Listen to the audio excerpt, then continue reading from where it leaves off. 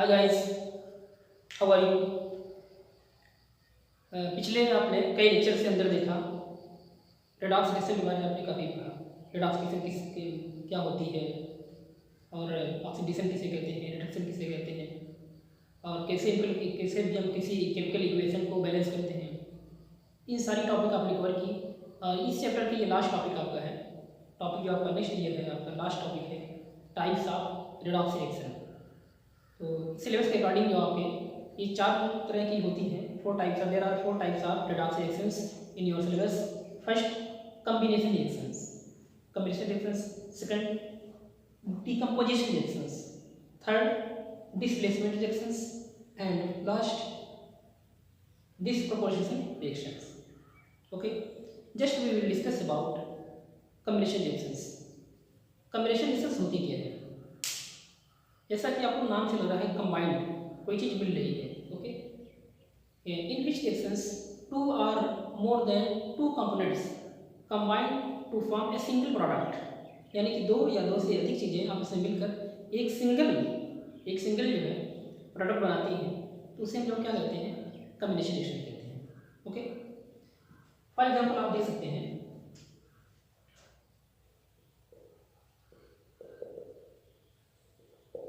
Combination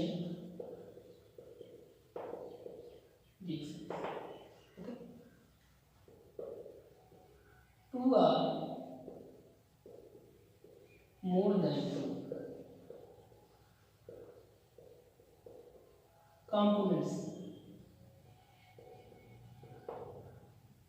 2 or more than 2 components combined to form single product.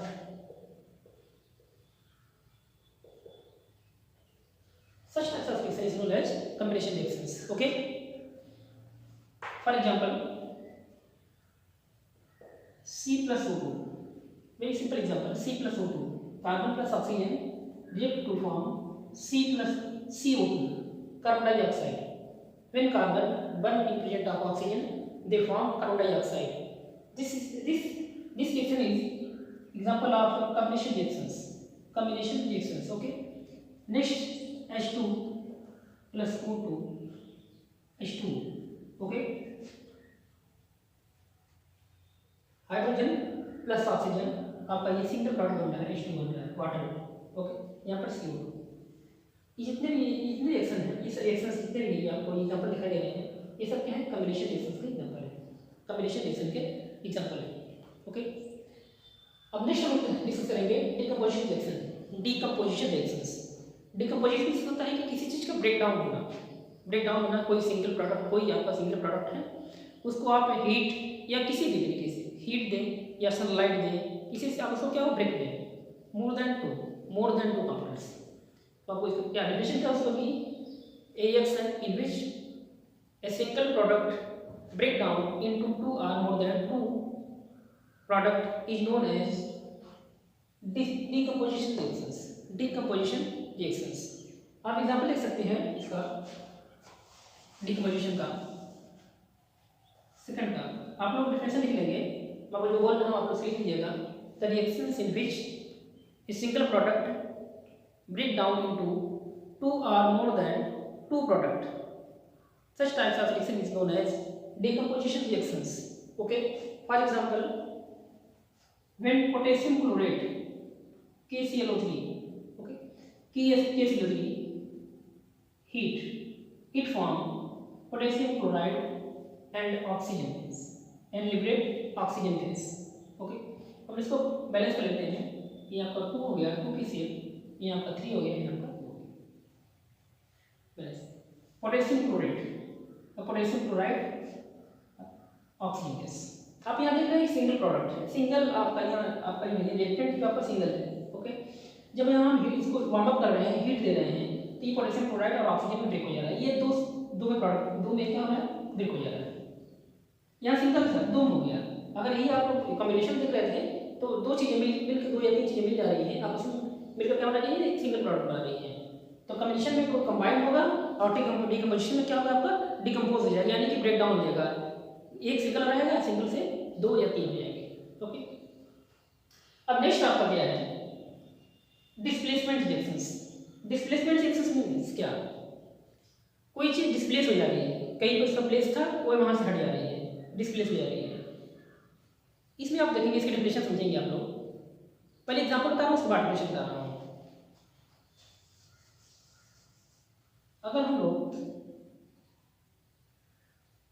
Zinc की क्रिया zinc copper sulphate से करवाते हैं CuSO4, ओके, बनता क्या आता है, ये प्रोडक्ट बनता है ZnSO4 zinc sulphate plus copper. Copper क्या होता है डिस्प्लेसमेंट। अब यहाँ आप देख सकते हैं, यहाँ पर है ये जिंक, ये कॉपर सल्फेट का सोल्यूशन है, को सोल्यूशन था आपका एक ही। जब आपने यहाँ जिंक मिक्स किया तो कॉपर जो है यहाँ से सिंपल कॉपर में यहाँ से हट गया, इसके प्लेस पे यहाँ जिंक आ गया, ठीक है, ये डिस्प्लेस हो गया यहाँ से, इसके प्लेस पे जिंक आ गया, तो ये आपका zinc sulphate plus copper, zinc sulphate plus copper. Okay, in which reactions an ion और atom displace such types of reaction is known as displacement reactions, displacement reactions। Okay, अब यहाँ आप ये भी चीज देख सकते हैं कि यहाँ रेडॉक्स रिएक्शंस कैसे हो रही है। पहले तो नहीं बताया, लेकिन आप यहाँ देख सकते हैं आप लोग कि यहाँ रेडॉक्स कैसे है। भाई ये जिंक फ्री स्टेट में है, जब जिंक फ्री स्टेट में है तो आपको यहाँ ऑक्सीडेशन नंबर कितनी होगी, 0 होगी।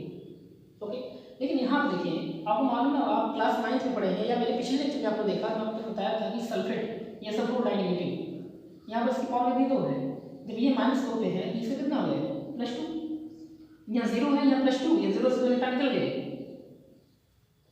यहाँ पर क्या हो गया आपका ऑक्सीडेशन हो गया, यहाँ ऑक्सीडेशन। ओके, और कॉपर यहाँ पर कॉपर +2 पे है, क्यों सल्फेट -2 पे है, यहाँ -2 पे क्या हुआ +2 पे है, यहाँ क्या फ्री स्टेट में 0 हो गया। अब यहाँ पर देखिए +2 इलेक्ट्रॉन निकलेंगे थे, यहाँ पर तो ऐड हो गया, 0 हो गया, यहाँ पर क्या हो गया रिडक्शन। ओके भाई, इस रिएक्शन के अंदर जो है ऑक्सीडेशन और रिडक्शन दोनों हो रहे हैं, इसलिए रिडॉक्स रिएक्शन है। इस रिडॉक्स रिएक्शन में किस टाइप की है, तो अभी किस टाइप की है, ये आयन डिस्प्लेस हो जा रहे हैं, ये यहाँ आ रहा है, इस डिस्प्लेस होकर बाहर चले जा रहे हैं, अब इसलिए क्या है रिएक्शन आपकी है डिस्प्लेसमेंट रिएक्शंस। ओके, और आप लोग एक बहुत ही फेमस क्वेश्चन जानते होंगे कि एक एक्सपेरिमेंट किए भी होंगे आप लोग लाइफ के अंदर, क्लास 10 के अंदर पेपर में आता है कि लोहे की कील। ओके, लोहे की कील जो है आप लोहे की कील आप क्या करते हैं, कॉपर सल्फेट के सोल्यूशन में डालते हैं, तो कॉपर सल्फेट का जो कलर होता है वो ब्लू क्यों हो जाता है, ये क्वेश्चन आप लोग पढ़ेंगे। उसमें भी डिस्प्लेसमेंट रिएक्शंस होती है, क्यों आप देख सकते हैं यहाँ पर लोहे की आप iron plus copper sulphate CuSO4, ये आपको क्या है एक्वस। जब हम मिक्स करते हैं इसकी रिएक्टिविटी इससे कॉपर से ज़्यादा है, तो अब जब यहाँ पर डिस्प्लेसमेंट रिएक्शन होगी तो बनेगा यहाँ से प्रोडक्ट क्या बनेगा FeSO4 और कॉपर क्या है अपने कॉपर आयन बाहर चलेगा। जब बाहर चलेगा यहाँ से इसका ये बाहर चलेगा, यानी कि आपके सोल्यूशन के अंदर जो है आपने सोल्यूशन बना था किस चीज़ का सोल्यूशन, ये कॉपर सल्फेट का था। ओके, ये थे जब आपने इसमें लोहे की कील डाली लोहे के लिए, ठीक, ये आयरन है, जब आपने इसमें मिक्स किया तो यहाँ पर क्या होगा, यहाँ पर आपके कॉपर यहाँ के जमा हो जाते हैं, और ये इसमें कॉपर के आयन इस सोल्यूशन के अंदर आ जाते हैं, तो और कॉपर आयन का जो कलर होता है वो ब्लू कलर होता है, इसलिए इस तरह जो है ये पूरा क्या होता है ब्लू होता है। ओके, और ये रिएक्शन भी एक प्रकार की क्या डिस्प्लेसमेंट रिएक्शन है, क्यों, क्योंकि यहाँ जहाँ कॉपर है वहाँ Fe चला जा रहा है, तो कॉपर पूरा बाहर चला जा रहा है, ये भी क्या डिस्प्लेसमेंट रिएक्शंस। ओके, तो जिसमें एटम या कोई आयन डिस्प्लेस हो जाए, अपने जगह पर छोड़ दे, या आप ये कह सकते हैं अपनी क्लास में बैठे हुए हैं किसी सीट पे जो आप, और एक जो है थोड़ा स्ट्रॉन्ग कोई स्टूडेंट आया आपका झट यहाँ से, तो आप वहाँ का आपको डिस्प्लेस कर दिया, आप अगर आप उससे अगर वीक अगर हैं तो आप वहाँ से चुपचाप नहीं कहीं जाने, कहीं से क्या जुड़ा किया जाए, आप वहाँ पर बैठ गए, ये डिस्प्लेसमेंट रिएक्शन का एक एग्जाम्पल है। अब लास्ट टाइप आपका है डिसप्रोपोर्शनेशन रिएक्शंस। ओके, इस रिएक्शन में क्या होता है कि कोई भी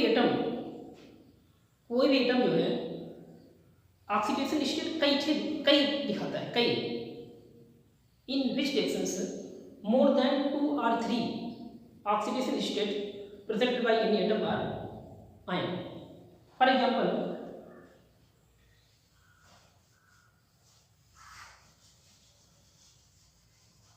हाइड्रोजन peroxide हो गया, 2 हो गया, यहाँ पे कितना हो गया, 2 हो गया, 2 2 या 4, यहाँ 2 2 4 ओके, यहाँ -1 हो गया। क्यों -1 होगा है कि हाइड्रोजन पेरोक्साइड में ओ लिंक है, ओ इसका स्ट्रक्चर ऐसा होता है, इसका स्ट्रक्चर इस तरह होता है कि HOH।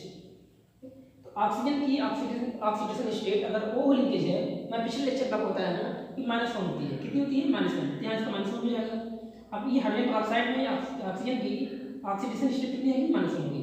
ओके, इसमें आप निकालेंगे, अगर फाइंड आउट करेंगे H2O में अगर आप निकालेंगे तो माइनस आगे कितनी रहेगी, -2 होगी।